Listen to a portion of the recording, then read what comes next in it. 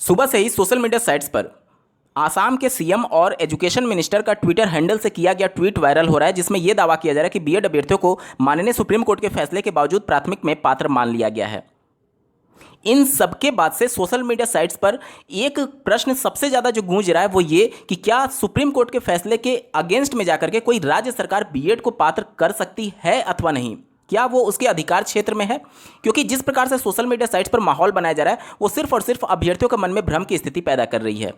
कोई भी कोर्ट हो, कोई भी राज्य सरकार हो, चाहे आप हाई कोर्ट की बात कर ले, माननीय सुप्रीम कोर्ट की बात कर ले या फिर राज्य सरकारों की बात कर लें, वह नियमों से परे जाकर के कोई भी राज्य सरकार अपने यहाँ शिक्षक भर्ती में किसी को भी मौका नहीं दे सकती है। उसके लिए पर्टिकुलर रेगुलेटरी बॉडीज हैं और उनके माध्यम से जो नियम कानून है उसी के अंतर्गत भर्तियां होती हैं। तो कोई भी राज्य सरकार अपने स्तर पर मनमानी नहीं कर सकती है। कई रास्ते हैं जिसके आधार पर राज्य सरकार चाहे तो वो अलाउ कर सकती है, उसके रिगार्डिंग भी डिटेल में बात करेंगे। लेकिन इसमें फैक्ट्स सबसे ज़्यादा इंपॉर्टेंट है आपको जानना, क्योंकि आप गलत इंफॉर्मेशन के चक्कर में इधर उधर भटक रहे हैं और निश्चित तौर पर आप सभी को भ्रमित किया जा रहा है। अंत तक जरूर जुड़े रहिएगा इस वीडियो के साथ। अगर आप इस चैनल पर पहली बार विजिट करें तो इसको सब्सक्राइब करते हुए बेल आइकन को जरूर प्रेस कर लीजिएगा। यहां पर मैं बिल्कुल क्लियर कर दूं कि देखिए, आज जो फैक्ट्स हैं वो निश्चित तौर पर डीएलएड के फेवर में है। चाहे माननीय सुप्रीम कोर्ट का फैसला हो, चाहे एनसीटी की अभी तक की जितनी भी गाइडलाइन है वो उन सब की बात कर ली जाए। अगर एनसीटी कोई गाइडलाइन नहीं जारी करता है जो कि बीएड के फेवर में होगा तो निश्चित तौर पर बातें बीएड के फेवर में होगी। इसका कतई भी मतलब ये नहीं है कि आज डीएलएड के फेवर में बातें की जा रही है या फिर बीएड के अगेंस्ट में बातें की जा रही है। इसका मतलब ये है कि जो फैक्ट्स हैं वो एक पक्ष के साथ है और दूसरे के अगेंस्ट में है। इसके लिए जिम्मेदार कोई भी हो सकता है। जाहिर सी बात है, जिम्मेदारी जो बनती है वो एनसीटी की और केंद्र सरकार की बनती है। तो यहां पर जो भी फैसला दिया जाता है कोर्ट के द्वारा वो फैक्ट्स के आधार पर दिया जाता है, ना कि भावनाओं के आधार पर। अब केंद्र सरकार या फिर एनसीटी ने आपके साथ क्या गलत किया उसके आधार पर किसी दूसरे पक्ष के साथ गलत थोड़ी करेगी माननीय सुप्रीम कोर्ट। इसीलिए जो फैसला आया हुआ है वो एक तरफा आया हुआ है। इन सबके बाद से अब चलिए बात कर लेते हैं कि जो भी सोशल मीडिया साइट्स पर खबरें चले हैं उसके बारे में। देखिए, आसाम के द्वारा जो बातें निकल करके आ रही हैं आसाम गवर्नमेंट के द्वारा, वो सब कुछ भ्रामक है। इसके रिगार्डिंग डेडिकेटेड वीडियो में मैंने बता रखा है कि आसाम में बीएड को लेकर के एक्चुअली मैटर क्या है। इसके रिगार्डिंग डेडिकेटेड वीडियो का लिंक आपको इस वीडियो के डिस्क्रिप्शन में मिल जाएगा। इस वीडियो का डिस्क्रिप्शन जरूर चेक करिएगा आसाम की रियलिटी जानने के लिए। अब बात करते हैं कि क्या किसी राज्य सरकार के पास इतनी पावर है कि माननीय सुप्रीम कोर्ट के अगेंस्ट में जाकर के वो बीएड को शामिल कर ले। तो देखिए, शिक्षा जो है वो समवर्ती सूची में है, जिसमें राज्य को भी मौका मिलता है और केंद्र को भी मौका मिलता है अपना कानून बनाने के लिए। समवर्ती सूची में होने के बावजूद भी एक नियम संविधान का ये कहता है कि राज्य अपना नियम बनाती है और केंद्र अपना नियम बनाती है, और अगर दोनों में कंट्राडिक्शन होता है तो अंतिम जो फैसला होगा वो केंद्र का माना जाएगा। अब केंद्र के पास जो नियम बनाने की शक्ति है वो केंद्र एमएचआरडी मिनिस्ट्री के पास नहीं है। एमएचआरडी मिनिस्ट्री के पास ये शक्तियां ना होकर के बल्कि आरटी एक्ट 2009 के धारा 23 के उपधारा 1 के अंतर्गत केंद्र सरकार के पास ये शक्ति ही नहीं है। ये शक्ति है एनसीटी के पास कि वह शिक्षा के क्षेत्र में मिनिमम एलिजिबिलिटी तय करेगा। केंद्र सरकार के पास शक्ति नहीं है। केंद्र सरकार सिर्फ और सिर्फ अपनी सिफारिश प्रस्तुत कर सकता है और उस सिफारिशों के आधार पर एनसीटी कमिटी बना करके और सभी राज्यों से इसके सिफारिश पर अमल करने के लिए, विचार करने के लिए प्रस्तुत करेगी। इसमें केंद्र सरकार का अपना कोई रोल नहीं है। केंद्र सरकार अपने स्तर पर कोई भी फैसला नहीं ले सकती है। पहला तो ये आरटी एक्ट 2009 के धारा 23 के उपधारा 1 में बातें मेंशन की गई हैं। अब देखिए, एनसीटी का जो 28 जून 2018 का नोटिफिकेशन था वो माननीय सुप्रीम कोर्ट ने रद्द कर दिया है। यानी केंद्र के पास जो शक्ति थी वो एनसीटी के पास थी और उस शक्ति को माननीय सुप्रीम कोर्ट ने रद्द कर दिया बीएड को शामिल कराने के संदर्भ में, क्योंकि वो पूरी तरीके से असंवैधानिक था। माननीय सुप्रीम कोर्ट ने अपने वर्डिक्ट में कहा है। अब केंद्र के हिसाब से बीएड अभ्यर्थी प्राथमिक शिक्षक भर्ती के लिए पात्र नहीं है और राज्य सरकार अगर अपने स्तर पर पात्र करना चाहती है तो जाहिर सी बात है यहां पर कंट्राडिक्शन हो रहा है। और कंट्राडिक्शन होने के कंडीशन में किसका फैसला मान्य होगा? केंद्र सरकार का। और केंद्र की शक्तियां किसके पास है? एनसीटी के पास। और एनसीटी क्या कह रहा है कि अभी उनका गजट नोटिफिकेशन रद्द हो गया है, यानी कि माननीय सुप्रीम कोर्ट के फैसले के आधार पर बीएड अभ्यर्थी प्राथमिक शिक्षक भर्ती के लिए पात्र नहीं है। इसका मतलब क्या हुआ कि भले ही कोई राज्य सरकार अपने स्तर पर इस प्रकार से पहल करे, कंट्राडिक्शन होने के कंडीशन में अब चूंकि माननीय सुप्रीम कोर्ट का फैसला है तो वहां के डीएलएड अभ्यर्थी, बीएसटीसी अभ्यर्थी शांत थोड़ी बैठेंगे। अगर वहां के राज्य सरकार अगर बीएड को अलाउ कर रहे हैं तो जाहिर सी बात है वो भी कोर्ट का दरवाजा खटखटाएंगे, क्योंकि माननीय सुप्रीम कोर्ट उनके फेवर में फैसला दे दिया है। तो इस प्रकार का मामला जब समवर्ती सूची पर चर्चा होगा तो जाहिर सी बात है ये सब बातें क्लियर है कि केंद्र सरकार का फैसला अंतिम एवं सर्वमान्य होगा। केंद्र सरकार के अंतर्गत जो शक्तियां हैं वो एनसीटी के पास है और उसकी 28 जून 2018 का नोटिफिकेशन रद्द हो चुका है। इस हिसाब से कंट्राडिक्शन के कंडीशन में बीएड अभ्यर्थी पात्र नहीं हो सकते। ये किसी राज्य सरकार के पास इस प्रकार का अधिकार नहीं है कि जबरदस्ती वो करे। दूसरा कंडीशन आप समझिएगा, कोई भी राज्य सरकार अपने यहां जो नियमों कानूनों के अंतर्गत किसी भी अभ्यर्थियों को मिनिमम एलिजिबिलिटी में छूट देती है या फिर मौका देती है तो वो एनसीटी की गाइडलाइन के परे जाकर के नहीं दे सकती है। कोई भी राज्य सरकार समवर्ती सूची में होने की वजह से जो टीचर सिलेक्शन का प्रोसेस क्या होगा वो तय कर सकती है। जैसे कि देखिए आसाम गवर्नमेंट ने क्या किया है कि वो मेरिट बेस पर शिक्षक भर्ती कंडक्ट कराने जा रही है। उत्तर प्रदेश में देख लीजिए, बिहार में देख लीजिए, राजस्थान में देख लीजिए, सुपर टेट की परीक्षा को इंट्रोड्यूस कर दिया गया। तो राज्य सरकार समवर्ती सूची में शामिल होने की वजह से इतना कर सकती है कि वो चयन का प्रक्रिया क्या होगा वो उसमें बदलाव कर सकती है। लेकिन ऐसा थोड़ी होगा कि वह एनसीटी की गाइडलाइन के अगेंस्ट में जाकर के किसी भी अभ्यर्थियों को मिनिमम एलिजिबिलिटी में छूट दे सकती है, ऐसा नहीं होगा। तो एनसीटी की गाइडलाइन चूंकि रद्द हो चुकी है, जब तक एनसीटी अपनी तरफ से कोई पहल नहीं करता है तब तक राज्य सरकार के पास अधिकार ही नहीं है।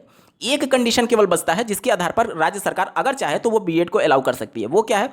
आरटी एक्ट के 2009 के धारा 23 के उपधारा 2 में बातें मेंशन की गई हैं कि अगर पर्टिकुलर किसी एक राज्य में मिनिमम एलिजिबिलिटी से संबंधित जो इंस्टीट्यूशन होते हैं यानी डीएलएड की जो संस्थाएं होती हैं वो कम है, या फिर मिनिमम एलिजिबिलिटी से संबंधित अभ्यर्थियों की संख्या कम है यानी कि डीएलएड की संख्या कम है, उस कंडीशन में अधिकतम 5 वर्ष तक, ध्यान दीजिएगा मैं क्या बोल रहा हूं, अधिकतम 5 वर्ष तक डीएलएड के साथ साथ बीएड को वहां पर अलाउ किया जा सकता है। यानी कि मिनिमम एलिजिबिलिटी को डाइल्यूट किया जा सकता है, रिलैक्स्ड किया जा सकता है अधिकतम 5 सालों के लिए। लेकिन केवल ये ऐसे रिलैक्स नहीं होगा, वहां की राज्य सरकार की जिम्मेदारी ये होगी कि वहां पर जो मिनिमम एलिजिबिलिटी यानी डीएलएड वाले हैं उसकी संख्या बढ़ाई जाए और डीएलएड अभ्यर्थियों की संख्या बढ़ाई जाए, और ये एक बार मौका मिल सकता है। ठीक है, अब यहां पर राज्य सरकार अपने हिसाब से नहीं कर पाएगी। सबसे पहले उसको केंद्र सरकार को पत्र लिखना होगा, केंद्र सरकार इसका अप्रूवल लेगी एनसीटी से, और एनसीटी से अप्रूवल मिलने के बाद ही केंद्र सरकार फिर उसको जो राज्य सरकार है उसको अलाउ करेगी कि आप यहां पर बीएड को शामिल कर सकते हैं। यानी कि वहां पर फिर से एनसीटी का रोल अहम हो जाता है, फिर से एनसीटी का रोल अहम हो जाता है। और साथ ही साथ अभी बिहार में जो शिक्षक भर्ती कंडक्ट हो रही है उसमें आपने देखा होगा कि जो वहां के बीपीएससी के चेयरमैन हैं उन्होंने प्रेस कॉन्फ्रेंस में साफ शब्दों में कहा था कि अगर बीएड बाहर भी हो जाता तो भी हमारे पास डीएलएड की संख्या जो है वो 3,80,000 के आसपास है और टोटल वैकेंसीज जो है वो 80,000 है।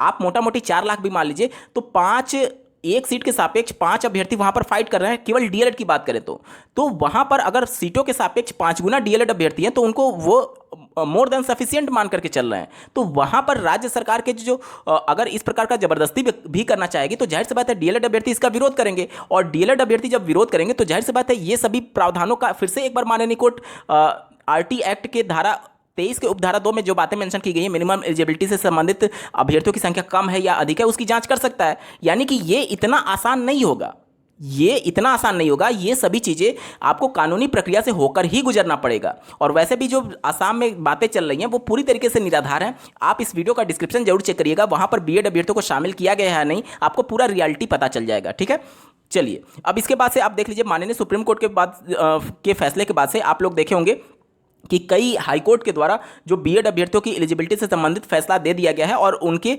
काउंसलिंग पर रोक लगा दिया गया है। और कई राज्य सरकारों ने अपने यहाँ डीएलएड की संख्या बढ़ाना पहले ही शुरू कर दिया, जैसे उत्तराखंड इसका सबसे बड़ा उदाहरण है।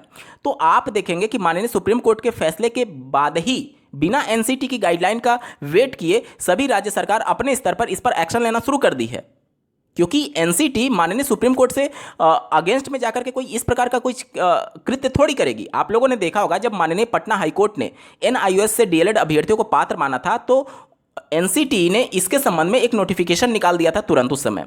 उसके बाद से जब माननीय जोधपुर हाईकोर्ट ने बीएड के अगेंस्ट में फैसला दिया था तब एनसीटी इसके संबंध में कोई भी नोटिफिकेशन नहीं निकालती है, क्योंकि उनके पास एक विकल्प बचा था कि वह माननीय सुप्रीम कोर्ट का दरवाजा खटखटा सकते हैं। अब चूंकि माननीय सुप्रीम कोर्ट ने फैसला दे दिया है तो एनसीटी ने भी अपने वेबसाइट पर माननीय सुप्रीम कोर्ट के जजमेंट को अपलोड कर दिया है। यानी अब उनके पास कोई दूसरा रास्ता नहीं है, एक ही रास्ता बचता है, वो भी रिव्यू पिटीशन का। और रिव्यू पिटीशन में अगर आपके पास कोई नया पॉइंट होता है कहने के लिए तो ही आप कह सकते हैं। नए पॉइंट में सिर्फ और सिर्फ एक पॉइंट बचता है, वो है 2018 से लेकर के 2023 तक जो कि इस नोटिफिकेशन के आधार पर बीएड किए हुए हैं उनके पक्ष को रख सकती है एनसीटी कि इनको रिलैक्स्ड कर दिया जाए, एटलीस्ट इनको प्राथमिक के लिए पात्र मान लिया जाए और उनके लिए कोई एक इस प्रकार का ब्रिज कोर्स बना करके उनको अलाउ कर दिया जाए।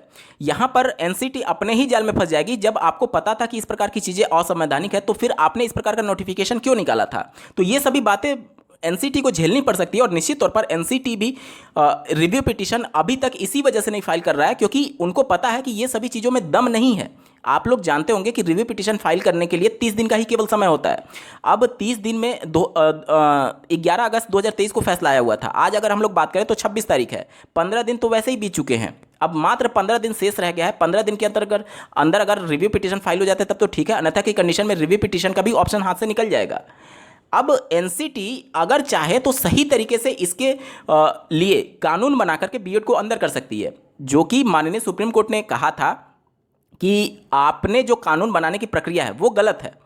और इस कंडीशन में पहले से इस प्रकार का कोई ब्रिज कोर्स कराया जा सकता है। साथ ही साथ सभी राज्यों से इसके लिए परमिशन मांगी जा सकती है कि क्या आप अपने राज्य में बीएड को अलाउ करना चाहते हैं अथवा नहीं। तो जो राज्य अभी अगेंस्ट में, जाहिर सी बात वो भी बाद में भी अगेंस्ट में होंगे। तो इन सबको लेकर के जब सभी राज्य सहमत नहीं होंगे तो जाहिर सी बात है इस प्रकार से एनसीटी कानून ला ही नहीं सकती है बीएड को शामिल करने के संदर्भ में। और जहां तक बात है अलग अलग राज्यों की, तो अलग अलग राज्यों को अलाउ करने से संबंधित पहले ही आरटी एक्ट में प्रावधान किया गया है कि आरटी एक्ट के धारा 23 के उपधारा 2 में। तो फिर जब अलग अलग ही सबको शक्तियां देनी है तो फिर इस नए गजट का नोटिफिकेशन का कोई मतलब ही नहीं बच जाता है, क्योंकि वो शक्तियां तो आरटी एक्ट ने पहले ही दे रखी है, आरटी एक्ट के धारा 23 के उपधारा 2 में। तो इस वजह से एनसीटी का पक्ष काफी कमजोर हो जाता है इन सभी मामलों को लेकर के। इसलिए अभी तक 15 दिन बीत जाने के बावजूद भी एनसीटी रिव्यू पिटीशन पर फाइल करने पर विचार नहीं कर रही है। और जहां तक बात है अन्य अभ्यर्थियों के द्वारा रिव्यू पिटीशन फाइल करने का, तो जब तक एनसीटी इस रिव्यू पिटीशन को फाइल नहीं करती है तब तक उसका कोई मतलब नहीं बनता है। क्योंकि भले ही कोई भी अभ्यर्थी या फिर कोर्ट में अगर केंद्र सरकार जाती है रिव्यू पिटीशन फाइल करने के लिए, तो उसमें आंसर काउंटर फाइल महत्वपूर्ण होगा एनसीटी का, क्योंकि रेगुलेटरी बॉडी एनसीटी है। अगर एनसीटी ने यह कह दिया कि हम ऑनरेबल सुप्रीम कोर्ट के फैसले को मानने जा रहे हैं, तो जाहिर सी बात है किसी भी अभ्यर्थी के द्वारा कोई भी रिव्यू पिटीशन किया जाए उसका कोई मतलब नहीं बच जाता। इस वजह से सबसे ज़्यादा जो महत्वपूर्ण पॉइंट है वो एनसीटी का नोटिफिकेशन है कि अभी तक एनसीटी बिल्कुल शांत है। इसके संबंध में कोई भी गजट नोटिफिकेशन या फिर कोई भी ऑफिशियल नोटिफिकेशन जारी नहीं किया है। सिर्फ उन्होंने अपने ऑफिशियल वेबसाइट पर माननीय सुप्रीम कोर्ट के उस फैसले को अपलोड किया है, इससे ज़्यादा उन्होंने कोई भी नोटिफिकेशन नहीं निकाला है। इसलिए सभी राज्यों में ये मैसेज जा रहा है कि माननीय सुप्रीम कोर्ट के फैसले का एनसीटी अक्षरशः पालन करने जा रही है। इसलिए बिना नोटिफिकेशन का वेट किए अन्य राज्यों में आप देखेंगे, जैसे कि छत्तीसगढ़ में हाईकोर्ट ने फैसला दे दिया बीएड के काउंसलिंग पर रोक लगाने के लिए, उत्तराखंड में डीएलएड की सीटें बढ़ाई जा रही हैं, और अन्य राज्यों में भी इस प्रकार के मामले चल रहे हैं। तो इस सबका प्रभाव है क्योंकि माननीय सुप्रीम कोर्ट से ऊपर कोई भी नहीं है और इस वजह से ये सभी बातें चल रही हैं। कल को अगर एनसीटी कोई नोटिफिकेशन निकालती है और अगर बीएड के फेवर में पूरा मामला जाता है तो जाहिर सी बात है बीएड के फेवर में बात होगी। कानून से ऊपर कोई भी नहीं है। जो भी आपको सोशल मीडिया साइट्स पर ये सभी भ्रामक खबरें दे रहा है वो सिर्फ और सिर्फ आपके भावनाओं से खेल रहा है, इससे ज़्यादा इसका कोई भी मतलब नहीं बनता है। इस वीडियो को देखने के लिए आपका बहुत बहुत धन्यवाद। भगवान करे आपका दिन शुभ हो।